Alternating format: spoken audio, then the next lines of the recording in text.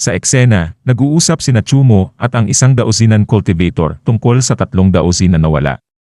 Ramdam ni Daozinan cultivator ang pagkabahala sa pagkamatay ng mga ito dahil sa kanilang lakas, hindi niya matanggap na basta na lamang sila mamamatay.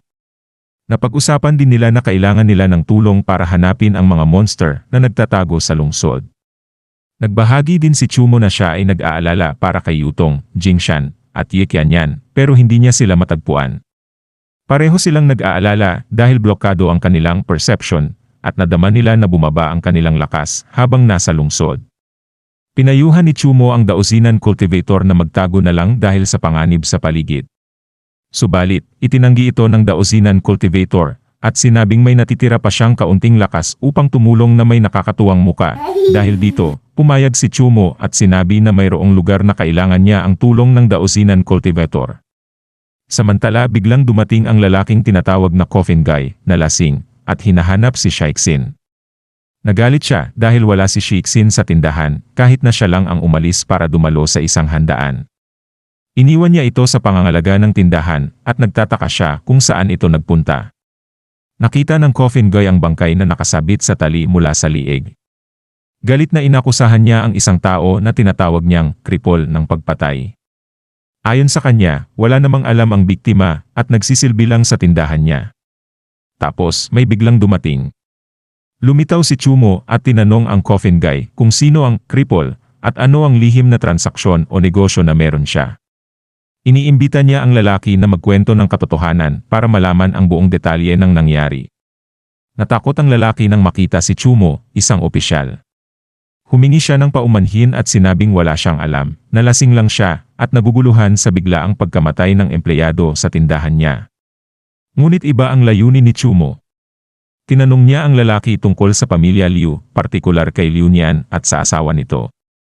Umamin ang lalaki na bumili ng kabaong si Liu Nian mula sa kanya ilang araw na ang nakalipas pero wala na siyang ibang kontak o impormasyon tungkol dito pagkatapos nun. Napilitang umamin ang lalaki pagkatapos tanungin ni Chumo tungkol sa isang itinagong operasyon. Inamin niya na may isang lalaking palayaw ay kripol ang lumapit sa kanya para sa isang iligal na pakikipagtulungan. Kasama ni kripol, nakipagsabuatan siya para lokohin si Liu Nian. Ginawa nilang magulo ang buhay ni Liu Nian sa pamamagitan ng paggawa ng mga kakaibang tunog sa paligid ng bahay nito, pagnanakaw ng mga manok, at paglalagay ng mga bakas ng dugo sa pintuan ng kwarto ng kanyang pinakabatang anak. Dahil sa takot, inalok si Liu Nian ng ghost marriage.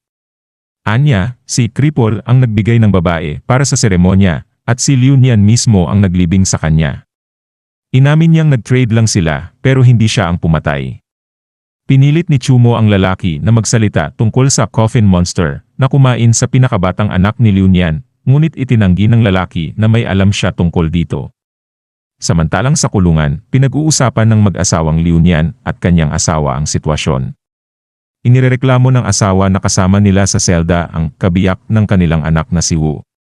Sinisi niya si Liu Nian dahil sa nangyari, ngunit itinanggi ito at binaligtad ang sisi sa kanya. Inakusahan ni Liu Nian ang kanyang asawa na siya ang bumili ng babae para sa ghost wedding at ngayon ay takot na takot siya dahil sa kinalabasan ng kanilang mga desisyon. At nang napansin niya, itinanong ni Liu Nian kung bakit takot na takot ang kanyang asawa. Lumingon siya at nakita ang babae na kanilang binili para sa ghost wedding. Lumalakad ito patungo sa kanila na may kasamang itim na aura, na lalong nagdulot ng takot at pagkabigla sa kanilang dalawa. Sa eksena, nag-uusap si Chumo at ang tindero ng kabaong. Inaakusahan siya ni Chumo na may alam siya sa kabaong na kumain sa bunso ni Liu Nian. Itinanggi ito ng tindero at itinuro niya ang bangkay na nakasabit bilang may pakana ng lahat. Sinasabi niyang gusto siyang patayin ito at biglang napansin na nawala ang katawan ni Shixin, ang kanyang tauhan, na kanina'y nakabitay.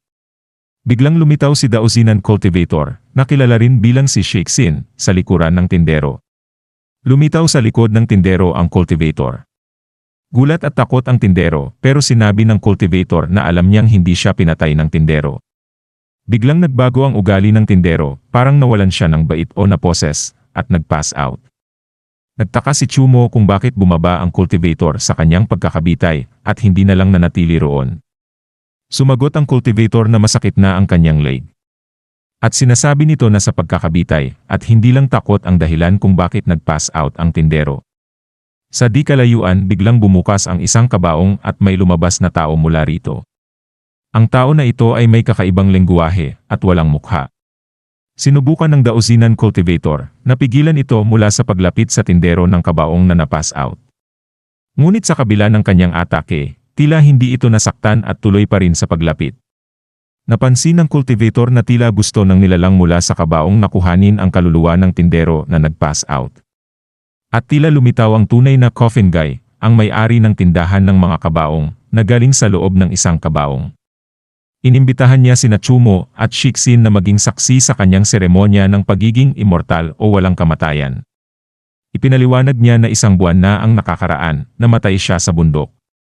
Bago siya namatay, nakilala niya ang isang immortal na nagturo sa kanya kung paano mabuhay muli gamit ang paggamit ng mga patay na katawan. Dahil dito, nahati ang kanyang kaluluwa sa dalawa, isa na aktibo sa gabi at isa sa araw.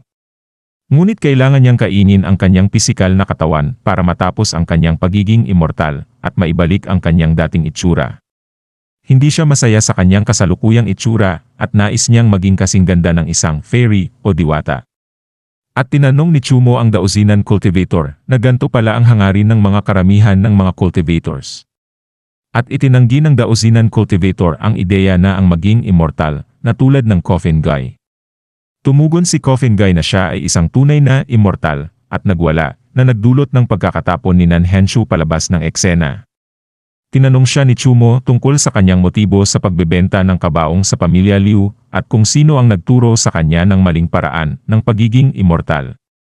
Nanindigan si coffin guy na tama ang kanyang ginagawa at walang mali sa pag-aangat ng mga patay na katawan. At sinigaw niya na nakakita lamang si Chumo ng tunay na immortal tulad niya at nainggit lamang ito sa kanya. Sa eksena, bumalik ang dausinan cultivator na si Nan Henshu matapos tumalsik palabas dahil sa lakas ng kapangyarihan ng monster. Napansin niya na hindi tulad ng isang karaniwang monster ang kapangyarihan nito at ito'y iba rin sa kapangyarihan ng isang cultivator. Inamin niya na nasira ng hiyaw ng monster ang kanyang depensibong mahika at muntik na siyang masaktan ng malubha. Napaisip si Nan Henshu kung bakit tahimik ang paligid. Naglaban na ba sila o tinapos na ba agad ito ni Chumo at tinanong niya si Chumo kung buhay pa ito. Sumagot si Chumo na buhay pa siya at iniimbitahan si Nan Henshu na pumasok sa bahay. At pagpasok napansin ni Henshu na walang labanan na naganap sa pagitan ni Chumo at ng monster na kilala bilang coffin guy.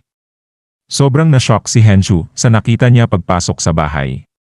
Inanyayahan siya ni Chumo na umupo at huwag paghintayin si Mr. Coffin. Inamin ni Chumo na lahat ng nangyari ay isang malaking pagkakamali lamang. Nainggit siya sa nalalapit na pagiging immortal ng monster, at dahil dito ay nagbitiw siya ng masasakit na salita. Ngunit pinatawad siya ng monster dahil sa kanyang pag-amin at pagsisisi.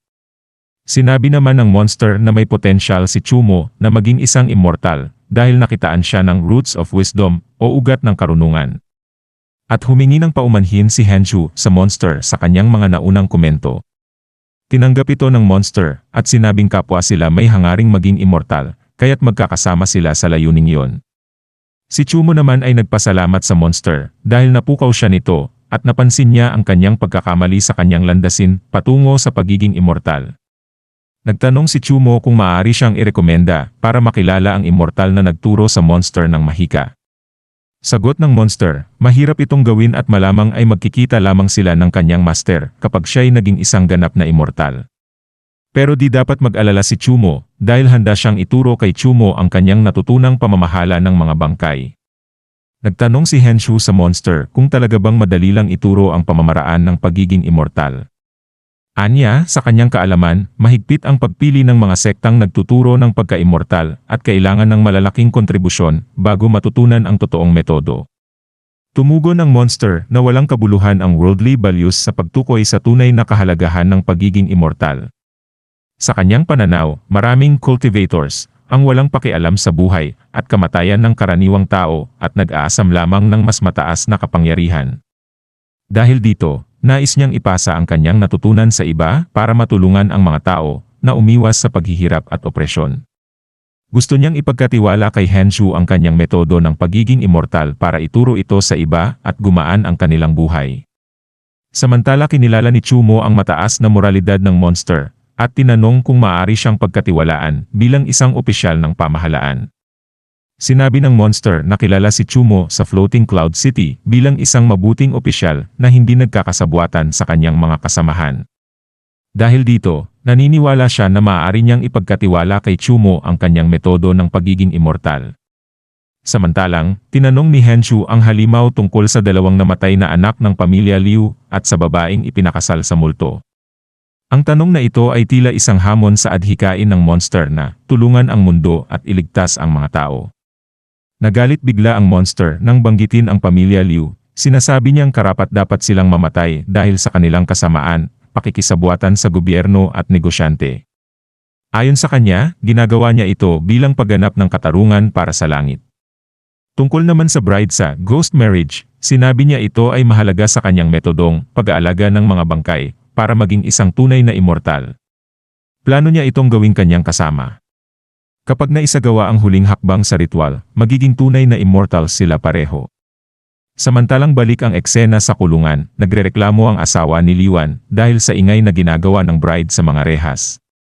Pero takot silang lapitan ito dahil hindi nila alam kung ano ang pwedeng gawin nito. At sa halip itinutulak ang asawa niya na gawin ang iniisip niya. At dito na po muli natatapos ang yugtong ito. Maraming salamat po. Huwag pong kalimutan mag-like at mag-subscribe para sa mga susunod na kabanata. Hanggang sa muli.